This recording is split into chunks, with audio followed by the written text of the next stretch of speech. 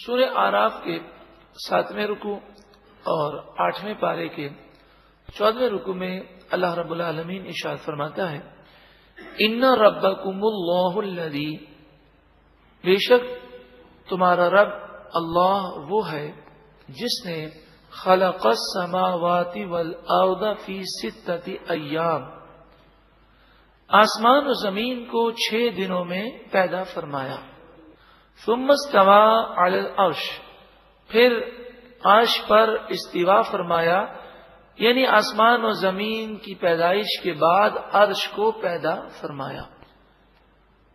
قرآن پاک میں یہ فرمایا گیا کہ آسمان و زمین کو 6 دنوں میں بنایا گیا، لیکن آپ بخوبی جانتے ہیں کہ جب آسمان و زمین بنائے گئے تو وہاں رات اور دن کا یہ تصور نہیں تھا جو ہم رکھتے ہیں، کیونکہ رات اور دن اور 6 دن جو ہمارے یہاں سمجھے جاتے ہیں وہ تو یہ ہے کہ سورج نکلتا ہے پھر سورج غروب ہوتا ہے، اس طرح دن بنتے ہیں۔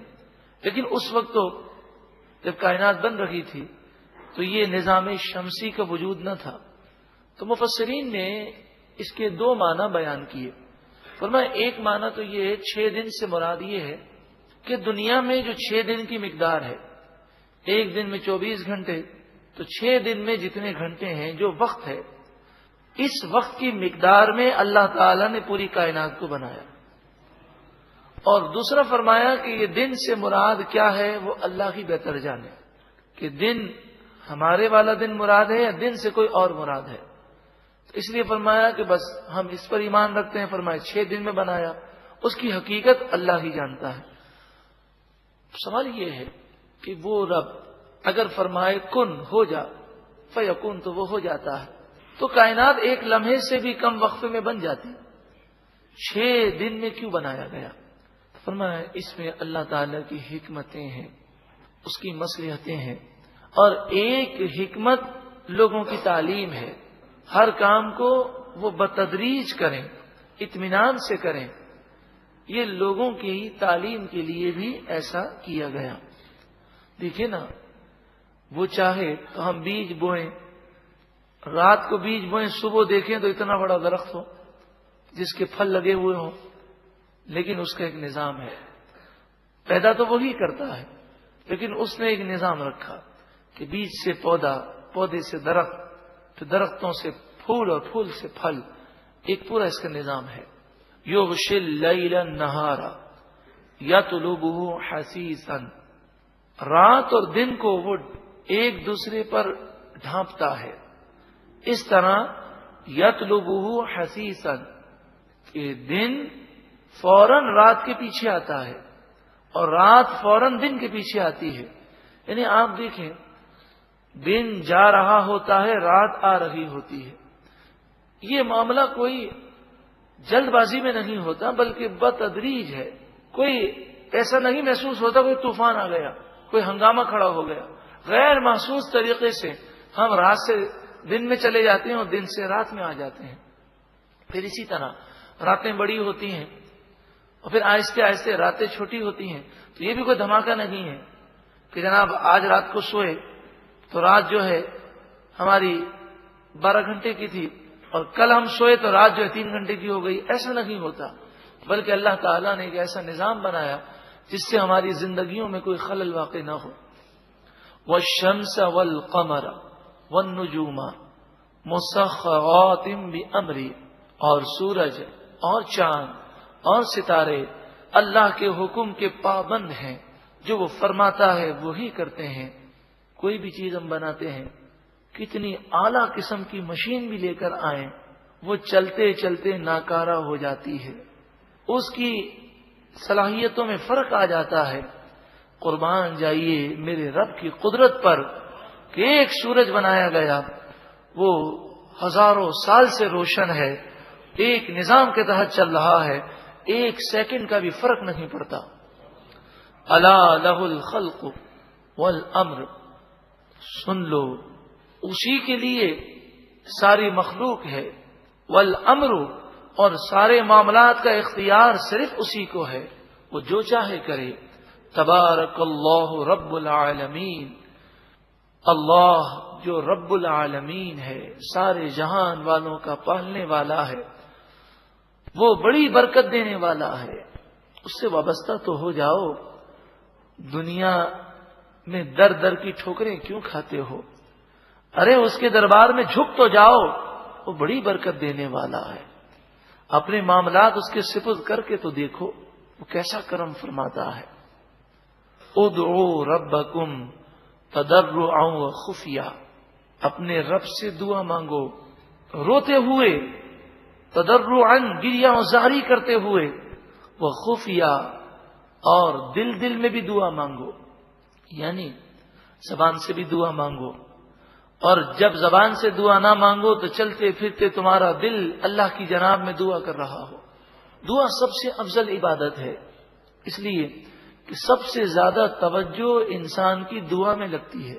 اب دیکھ لیجیے گا کہ اگر کسی کو نماز میں توجہ نہیں ہوتی، وہ 5 منٹ پہلے آ جائے مصلی پر اور 5 منٹ بیٹھ کر اللہ کی بارگاہ میں دعا کرے، پھر نماز پڑھے، اس کی توجہ اللہ کی جناب میں لگ جائے گی۔ تو دل ہر وقت اللہ کی بارگاہ میں دعا کرتا رہے اور دل کی توجہ اللہ کی جناب میں ہو، انشاءاللہ دونوں جہاں میں بیڑا پار ہوگا۔ انہ لا يحب المعتدین، بے شک وہ حد سے بڑھنے والوں کو پسند نہیں فرماتا۔ تو دعا مانگنے میں بھی حدود ہے۔ مثلا ایسی چیز کی دعا نہ کی جائے جو ناجائز ہو، مثلا حسد کی وجہ سے کوئی یہ دعا نہ کرے یا اللہ فلاں مسلمان کو تباہ کر دے، تو یہ حد سے بڑھنا ہے۔ اسی طرح دعا میں ایسی چیزوں کا مطالبہ نہ کرے جو ناممکنات میں سے ہیں، یعنی ممتنع بالعادت ہے۔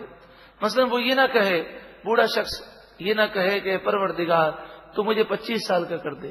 اللہ تعالیٰ تو کرنے پر قادر ہے، لیکن عادتاً ایسا نہیں ہوتا۔ تو دعا کے اندر ایسی دعائیں نہ کی جائیں کہ جو آداب کے خلاف ہیں۔ اس سے پتہ چلا کہ دعا کے بھی آداب ہیں۔ اگر آپ دعا کے آداب سمجھنا چاہتے ہیں تو فیضان مدینہ سے یہ کتاب حاصل کر لیجئے، فضائل دعا۔ یہ اعلی حضرت امام اہل سنت کے والد گرامی نے لکھی، جس کا نام ہے فضائل دعا۔ فیضان مدینہ سے انشاءاللہ مل جائے گا، اسے آپ مطالعہ کیجئے، معلوم ہوگا کہ دعا کے کیا آداب ہیں۔ وَلَا تُفْسِدُوا فِي الْأَرْضِ بَعْدَ إِصْلَاحِهَا، زمین کی اصلاح کے بعد زمین میں فساد نہ کرو، اسے نہ بگاڑو۔ وَادْعُوهُ خَوْفًا وَطَمَعًا، اور اللہ سے دعائیں مانگو خوف رکھتے ہوئے اور امید رکھتے ہوئے۔ خوف تو اس بات کا ہو کہ ہم گناہگار ہیں، سیاہ کار ہیں، اس کے دربار میں ہاتھ اٹھانے کے قابل نہیں، اور امید اس بات کی ہو کہ وہ تو بڑا کریم ہے، رحیم ہے۔ ایک ماں جو اپنے بچے سے محبت کرتی ہے تو 70 مائیں جو اپنے بچوں سے محبتیں کرتی ہیں، اس سے زیادہ بھی وہ اپنے بندوں سے پیار فرماتا ہے۔ تو امید بھی ہو اور خوف بھی ہو۔ ان رحمت اللہ قریب من المحسنین، بے شک اللہ کی رحمت نیکوکاروں کے قریب ہے۔ مفسرین فرماتے ہیں کہ دعا کے بعد نیکی کا ذکر ہے، اور پھر فرمایا گیا کہ رحمت، اللہ کی رحمت نیکوکاروں کے قریب ہے۔ تو فرمایا دعا کی قبولیت کی ایک شرط یہ ہے کہ بندہ جب دعا کرنے بیٹھے تو پہلے اپنے تمام صغیرہ اور کبیرہ گناہوں سے سچی پکی توبہ کرے، اور یہ نیت کرے کہ پروردگار اب میں آئندہ کبھی یہ گناہ نہیں کروں گا، اور پھر اپنے گناہوں پر آنسو بہائے، عاجزی گریہ وزاری کرے، دعا کرنے میں دکھلاوا نہ ہو، دعا کرتے وقت اللہ کی طرف اس کی توجہ ہو، اور پھر وہ دعا مانگے، اللہ تعالیٰ کی رحمت اس کے قریب ہے، اس کا بیڑا پار ہو جائے گا۔ عام طور پہ دیکھا گیا کہ مرد اور خواتین جب دعا مانگتے ہیں تو ان کی عادت آپ بھی جانتے ہیں کہ ادھر ادھر دیکھنے کی ہے۔ اب آپ سوچیں، ایک فقیر ہمارے پاس آتا ہے، وہ ہم سے بھیک مانگتا ہے، بتائیے ساری توجہ کس طرف رکھتا ہے؟ وہ ہماری طرف رکھتا ہے، وہ ادھر ادھر نہیں دیکھتا، اور اس کا دھیان ہماری طرف ہوتا ہے۔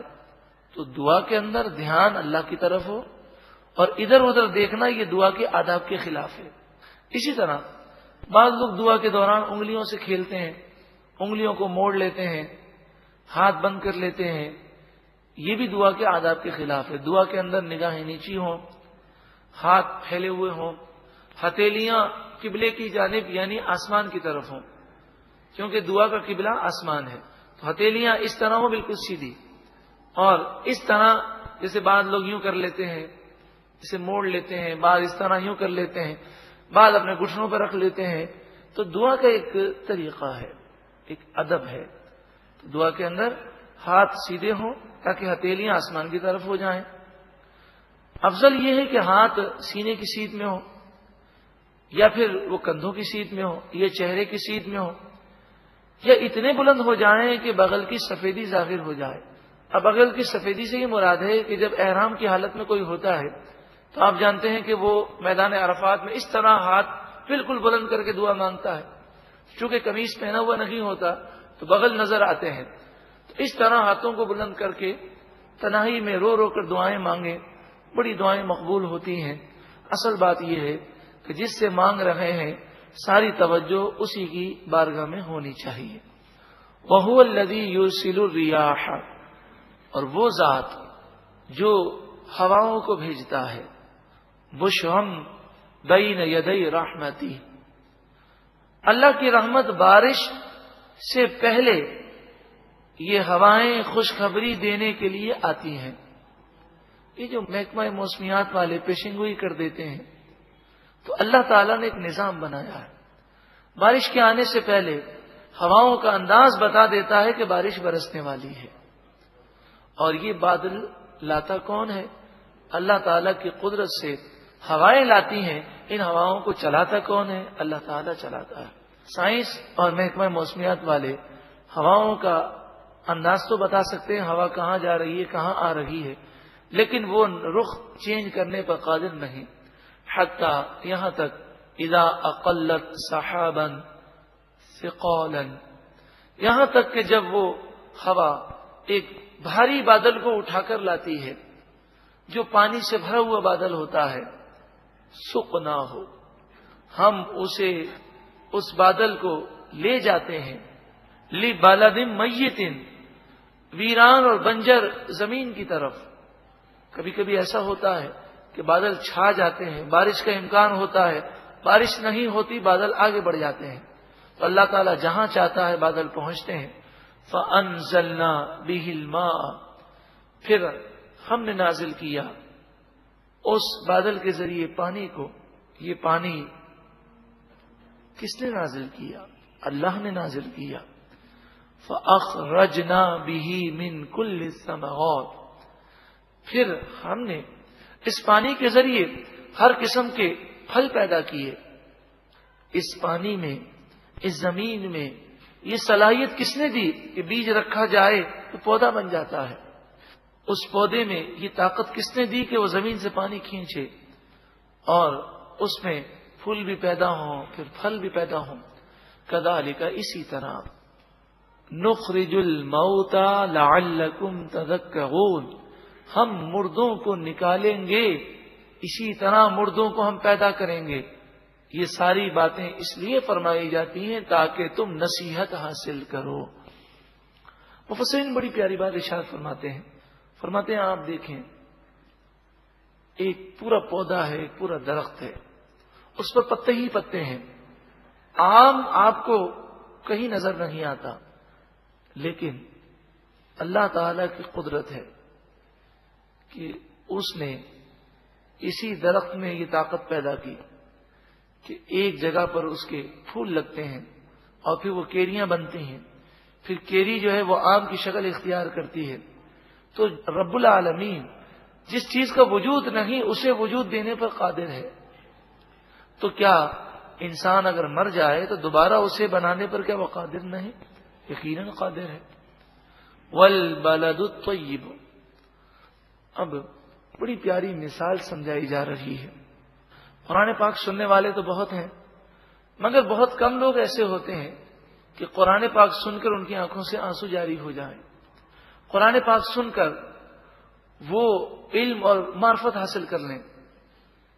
اصل بات ہے تعلق زمین کا ہے، جو دل کی زمین ہے وہ کتنی زرخیز ہے، کیونکہ بارش تو ساری دنیا پر پڑتی ہے، لیکن جو زمین زرخیز ہوتی ہے اسی پر اور پیداوار اگتی ہیں، اور جو زمین دلدل ہے تو بارش سے تو کیچڑ بن جاتی ہے۔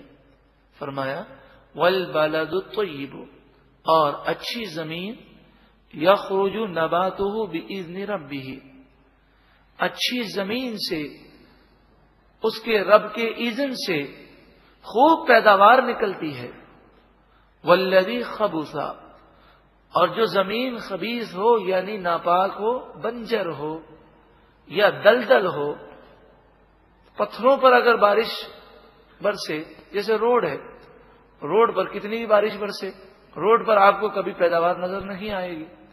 لا یخرج الا نقدا، تو پتھروں پر اگر بارش برسے بنجر زمین پر تو پیداوار نکلتی نہیں، اگر نکلے بھی تو نقدن، تھوڑی بہت کوئی گھاس پھوس اگ جاتی ہے۔ کذالک، اسی طرح، نصرف الآیات لقوم یشکرون، ہم آیتیں بار بار بیان کرتے ہیں اس قوم کے لیے جو شکر کرتی ہے۔ مراد یہ ہے کہ جس کا دل نرم ہے، اس کی زمین میں صلاحیت ہے، تو قرآن نور کی بارش ہے، وہ قرآن پاک سن کر معرفت الہی حاصل کر لیتا ہے، اس کے دل کی دنیا بدل جاتی ہے۔ اور جس کی زمین یعنی دل کی زمین گناہ کر کر کے سخت ہو چکی، پتھر بن گئی، تو قرآن سن کر بھی اس کا دل ہلتا نہیں ہے، اٹھتے ہوئے جنازوں کو دیکھ کر بھی اس کی آنکھوں سے آنسو جاری نہیں ہوتے، اسے اپنی موت یاد نہیں آتی۔ ذرا غور تو کریں، یعنی انسان کتنا بے بس ہے۔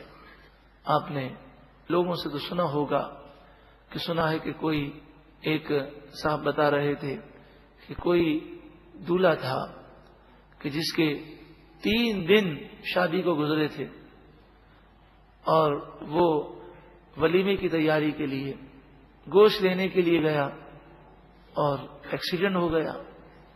ایسا ایکسیڈنٹ ہوا کہ اس کا سر جو ہے وہ گاڑی کے ویل کے اندر آ گیا۔ اب جب اس کی لاش گھر پر پہنچی تو آپ سوچیں کہ وہ نئی نویلی دلہن پر کیا گزری ہوگی، اس کی ماں پر کیا گزری ہوگی، جس نے کئی ارمان کے ساتھ اپنے صاحبزادے کا نکاح کیا۔ اللہ تعالیٰ ان کی مغفرت فرمائے۔ بات یہ ہے کہ نیک ہو کہ بد ہو، ہر ایک کو ایک مقررہ وقت پر جانا ہے۔ موت یہ نہیں دیکھتی کہ اس کا مکان ابھی تعمیر ہونے والا ہے، اس کا یہ پروجیکٹ مکمل ہو جائے پھر میں آؤں۔ موت یہ نہیں دیکھتی اس کے چھوٹے چھوٹے بچے ہیں ذرا جوان ہو جائیں پھر آؤں۔ موت یہ نہیں دیکھتی کہ اس کا یہ بہت اہم کام ہے، یہ پورا ہو جائے پھر آؤں۔ موت یہ نہیں دیکھتی کہ اس کو تو ابھی شادی کی پہلی رات ہے کہ تیسری رات ہے۔ جب وہ دن آتا ہے تو مقررہ دن پر مقررہ وقت پر موت آ جاتی ہے۔ عقل مند دانا سمجھدار موت کی تیاری کرے اور ایسے کام کرے کہ اللہ اس سے راضی ہو جائے۔